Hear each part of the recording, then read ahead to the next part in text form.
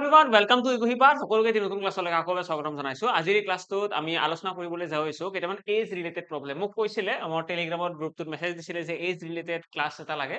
তো as related প্ৰব্লেমছৰ কেইটামান question লৈ আনিছো, বহুত বেছি নহয়, বাট কুৱেশ্যন কেইটা কৰাৰ লগতে আমি সেই কুৱেশ্যন কেইটাত কেনেকুৱা টেকনিক ইউজ কৰিলো, লগতে কেনেকুৱা ধৰণৰ নলেজ আমি ৰাখিব লাগে সেইবিলাক কথা ইয়াতে আলোচনা কৰিম।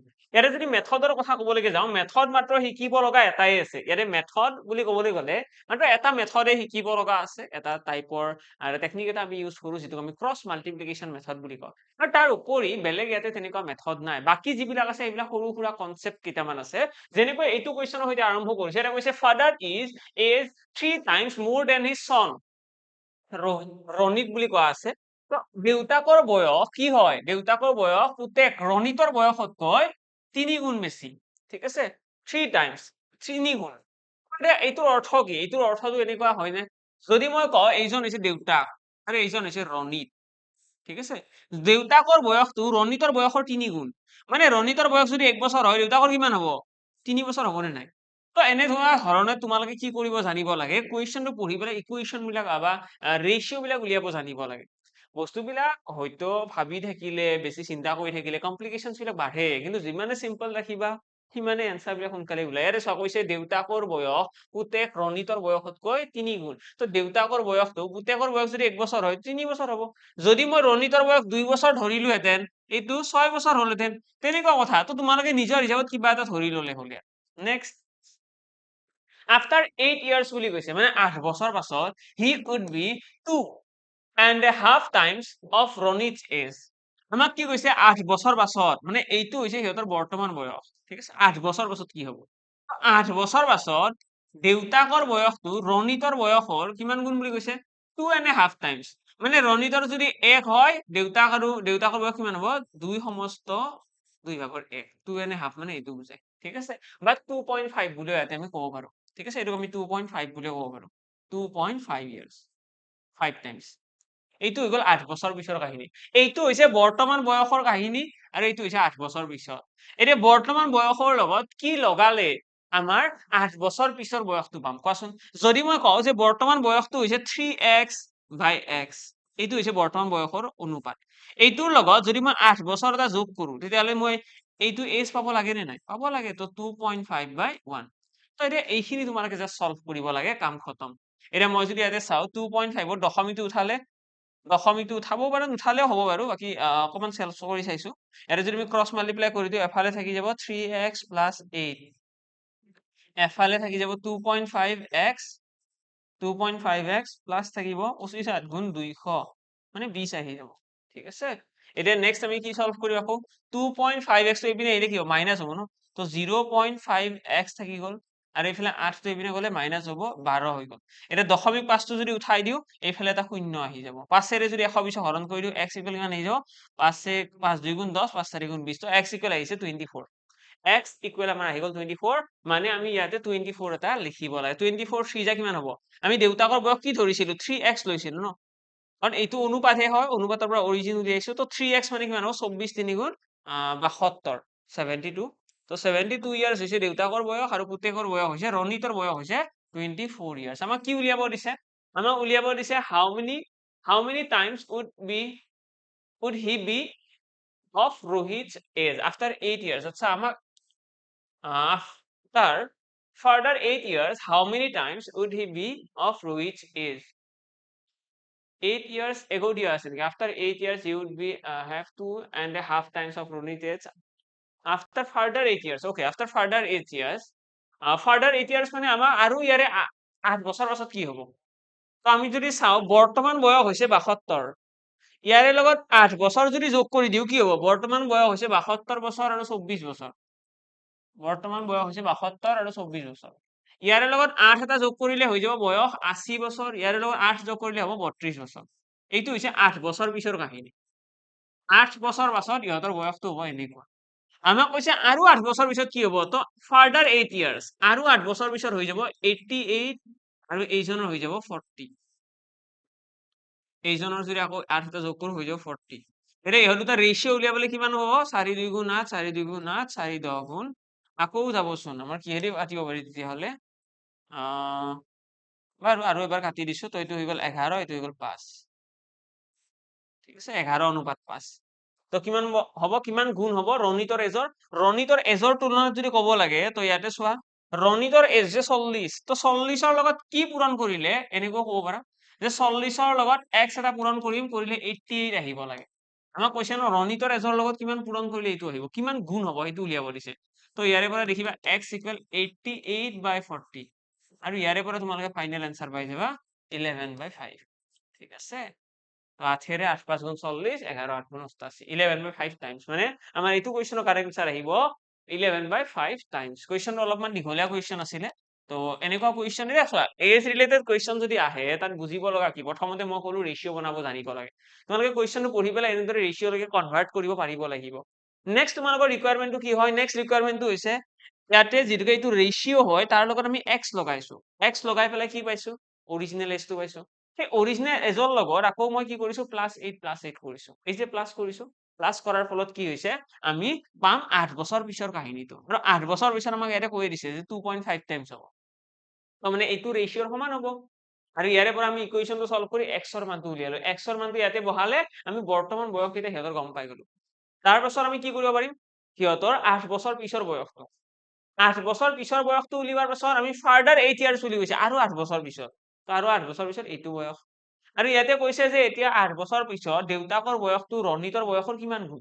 তো মই ইয়াতে কি কৈছো যে দেউতাকৰ ৰণিতৰ বয়সৰ লগত যদি x পূৰণ কৰা হয়, মানে x গুণ, তেতিয়া দেউতাকৰ বয়স হ'ব। এইটো ধৰা হৈছে যে x গুণ কৰিলে হয়। তো তাৰ পৰা x ৰ মানটো ওলাই আহিছে 11/5 টাইমছ। ঠিক আছে, ওকে। নেক্সট কুৱেশ্যনৰ ফালে আহিছো, এইটো কুৱেশ্যন ইয়াতে কি কৈছে, the sum of ages of 5 children, 5জন শিশুৰ বয়সৰ আমাক সাম দিয়া আছে। born at the interval of 3 years was 50 years, মানে 5জন শিশু আছে, সিহঁতৰ বয়সৰ যোগফল 50 বছৰ। মানে 5জন শিশুৰ বয়সৰ যিটো জন্মৰ ইন্টাৰভেল আছে, মানে 3 বছৰৰ মূৰে মূৰে গোটেই কেইজন জন্ম পাইছে। মানে প্ৰথমজন ল'ৰা যদি x বছৰ বয়সত জন্ম পাইছে, বা প্ৰথমজন ল'ৰাৰ বয়স যদি x বছৰ হয়, তাৰে পিছৰ এজনৰ বয়স ইয়াতকৈ 3 বছৰ বেছি হ'ব। তাৰে পিছৰ এজনৰ বয়স আৰু 3 বছৰ বেছি, অৰ্থাৎ x+6। তাৰে পিছৰ এজনৰ বয়স x+9। তাৰে পিছৰ এজনৰ বয়স হ'ব x+ কিমান হৈ যাব আমাৰ, x+12। তো এনেদৰে সিহঁতৰ বয়স কেইটা কি হ'ব, আমাৰ 3 বছৰ 3 বছৰৰ গেপ আছে। তো 5জন মানুহ হৈ গ'ল। এতিয়া এই গোটেই কেইজন যোগ কৰিলে একৰ্ডিং টু দা কুৱেশ্যন 50 হ'ব লাগে ন। কুৱেশ্যনত সেইটোৱে কৈছে যে 5জন ল'ৰাৰ বয়সৰ যোগফল 50 বছৰ। আৰু সেই গোটেই কেইজন কিমান বছৰৰ ইন্টাৰভেলত জন্ম পাইছে, 3 বছৰ 3 বছৰৰ ইন্টাৰভেলত। এতিয়া এইখিনি যদি মই যোগ কৰিবলৈ যাওঁ, এটা আহি গ'ল 5x, প্লাছ কিমান আহিব, প্লাছ ইয়াতে যোগ কৰি চোৱা, ইয়াতে আহিব 6 3 9, 9 2 গুণ 18, 18 12 30 সমান 50। ইয়াৰে পৰা তোমালোকে পাবা x ইকুৱেল আহিব 4। x ইকুৱেল যদি 4 আহিছে, মানে কম এজন ল'ৰাৰ বয়স হৈছে 4 বছৰ, প্ৰথমজন। মানে উলিয়াব কি দিছে, what is the age of the youngest child, youngest মানে সকলোতকৈ কম বয়সৰ মানুহ কোনজন, তো কম বয়সৰ হৈ যাব আমাৰ 4 ইয়াৰ্ছ, যাৰ বয়স 4 বছৰ আছিলে সেইজনে কম বয়স। এতিয়া এইটো কুৱেশ্যন কৰাৰ কিবা শৰ্ট ট্ৰিক আছিল নেকি, yes, এটা শৰ্ট ট্ৰিক এটাও আছিল। এইটো কুৱেশ্যন আমি এনেকৈও কৰিব পাৰিলোহেঁতেন, যদি আমি ইয়াতে যিকেইজন মানুহৰ বয়স কেইটা এজিউম কৰিছো, আমি যে বয়স কেইটা ইয়াতে ধৰি লৈছো ন, সেই ধৰি লওঁতে আমি এনেকৈ ধৰিব পাৰিলোহেঁতেন যে এজনৰ বয়স x, ইয়াৰে পিছৰজনৰ হ'ব x+3, তাৰ আগৰজনৰ কি হ'ব x-3, ইয়াৰে পিছৰজনৰ কি হ'ব x+6, ইয়াৰে আগৰজনৰ কি হ'ব x-6। হৈ গ'ল নে নাই গোটেই কেইজন 5জন মানুহ। ইয়াতে দেখিবা, কাৰণ চোৱা ইয়াতে যদি ইয়াৰে আগৰটো কওঁ, 3 বছৰ আগত জন্ম পাইছে, ইয়াৰে পিছৰটো গ'লে 3 বছৰ পাছত জন্ম পাইছে, তেনেকুৱা ন কাহিনীটো। ইয়াতে দেখিবা -3 +3 +6 -6 কাট খাই যাব, তো 5x ইজ ইকুৱেল ডাইৰেক্টলি 50 এতিয়া। 5x ইকুৱেল 50 যদি x ইকুৱেল কি হ'ব, x ইকুৱেল 10। আৰু x ইকুৱেল যদি 10 বুলি গম পাওঁ, তেতিয়াহ'লে মাজৰ মানুহজনৰ বয়স কিমান হৈ গ'ল, 10 বছৰ। ইয়াৰে আগৰজনৰ কিমান হ'ব, 6 বছৰ, 7 বছৰ, 3 বছৰ আগত জন্ম হ'ব ন, 3 বছৰ পিছত জন্ম হৈছে। তাৰে আগৰ আৰু কোন আহিব, 4 বছৰ, 4 বছৰ হৈ যাব আমাৰ ফাইনেল এনসাৰ। এতিয়া তোমালোকে হয়তো ভাবিছা ইয়াতে x ৰ ভেলু 4 আহিছে, ইয়াতে x ৰ ভেলু 10 আহিছে, বেলেগ বেলেগ আহিছে। চোৱা ইয়াতে x বুলি ধৰিছো মাজৰজনক, মাজৰজন সেইকাৰণে 10 বছৰ হৈছে। ইয়াতে মই x বুলি ধৰিছিলো একদম সৰুজনক, সেইকাৰণে ইয়াতে 4 ভেলু আহিছে। দুইটা মেথডতে এনসাৰটো চেমে আহিব, কিন্তু অকনমান ক্ৰুচিয়েল পইণ্ট এটা আছে। নেক্সট কুৱেশ্যনৰ ফালে আহিছো, এইটো কুৱেশ্যন এজ ৰিলেটেড প্ৰব্লেমছ বিলাকৰ মানে কি হয়, লেংগুৱেজটোৱে মেইন হয়। যদি তোমালোকে লেংগুৱেজটো পঢ়িব পাৰিছা, যদি তোমালোকে কুৱেশ্যনত যিখিনি কথা কৈছে সেইখিনি বুজিবলৈ চেষ্টা কৰিছা, তেতিয়াহ'লে নিশ্চয় পাৰিবা। এনে কৈছে father said to his son, কি কৈছে ভালকে শুনিবা কথাখিনি, নিজে নিজে এনসাৰ আহিব। এজন দেউতাকে পুতেকক কৈছে, ঠিক আছে, কি কৈছে? I was as old as you. মই তোমাৰ বয়সৰ আছিলো are at the present, at the time of your birth. কৈছে যে বৰ্তমান তোমাৰ যিটো বয়স, বৰ্তমান এইটো হৈছে কাৰেণ্ট চিনাৰিও, বৰ্তমান তোমাৰ যিমান বয়স ন, সিমান বয়সৰ মই আছিলো যেতিয়া তোমাৰ জন্ম হৈছিল, কথাটো তেনেকুৱা। ঠিক আছে, তোমাৰ জন্ম হওঁতে ধৰা হ'ল মই কৈ দিলো যে ল'ৰাজনৰ বয়স হৈছে 10 বছৰ, ঠিক আছে, বৰ্তমান ল'ৰাজনৰ বয়স মই কৈ দিলো 10 বছৰ। তো দেউতাকে কি কৈছে যে তোমাৰ এতিয়া যিমান বয়স 10 বছৰ ন বয়স, তুমি জন্ম হোৱাৰ টাইমত মোৰ 10 বছৰ আছিল, কথাটো তেনেকুৱা। এতিয়া এই লাইনটোৰ অৰ্থ কি? এতিয়া চোৱা, এতিয়া যদি ল'ৰাজনৰ বয়স 10 বছৰ আৰু ল'ৰাটোৰ জন্মৰ সময়ত দেউতাকৰ বয়স কিমান আছিলে সেইটো কথা কৈছে ন। নেক্সট কি কৈছে চোৱা, if the father's age is 38 years নাও, তো দেউতাকৰ বয়স হৈছে 38 years, দেউতাকৰ বয়স বৰ্তমান এইটো। The sons age 5 years back was, দেউতাকৰ বয়স বৰ্তমান হৈছে 38। I was as old as you are at the present, বৰ্তমান তোমাৰ যিমান বয়স, at the time of your birth, তোমাৰ জন্মৰ টাইমত মই সিমান বয়সৰ আছিলো, ঠিক আছে। মই যদি এনেকৈ ধৰি লওঁ যে পুতেকৰ বয়স বৰ্তমান হৈছে x বছৰ, ধৰা হ'ল x বুলি কৈ দিলো, পুতেকৰ বয়স x। এতিয়া দেউতাকৰ বয়স কিমান হ'ব? তো দেউতাকৰ বয়সো পুতেকৰ জন্মৰ টাইমত কিমান আছিলে? জন্মৰ টাইমত x বছৰ আছিলে, ঠিক আছে। এতিয়া চোৱা, কথাটো এনেকুৱা হয়, অলপমান কি হয়, লেংগুৱেজটো আল্টিমেটলি মই বুজাবলৈ চেষ্টা কৰিছো। এতিয়া কেনেকে বুজাও, তাৰ কাৰণে মই যোনটো প্ৰথমতে এক্সাম্পল লৈছিলো মই সেইটোৰ পৰা ষ্টাৰ্ট কৰিছো, বুজি পাৰছো ভাল লাগিব, আদাৰৱাইজ কমপ্লিকেটেড হয়। মই কৈ দিলো যে আজি ল'ৰা এজনৰ বয়স 20 বছৰ, আজিৰ ডেটত চাবা দেই, মোৰে কৈ দিলো মোৰ বয়স আজি 20 বছৰ, ঠিক আছে। মোৰ দেউতাই মোক কৈছে, আজি আহি পেলাই কৈছে যে তোমাৰ এতিয়া যিমান বয়স ন, তোমাৰ জন্মৰ টাইমত মোৰ কিমান বয়স আছিলে। চাবা দেই কথাখিনি ডিপ হয় বহুত। তোমাৰ আজি যিমান বয়স, তোমাৰ জন্মৰ টাইমত মোৰ সিমান বয়স আছে, মানে মোৰ যেতিয়া জন্ম হৈছিল তেতিয়া দেউতাৰ বয়স কিমান আছিল?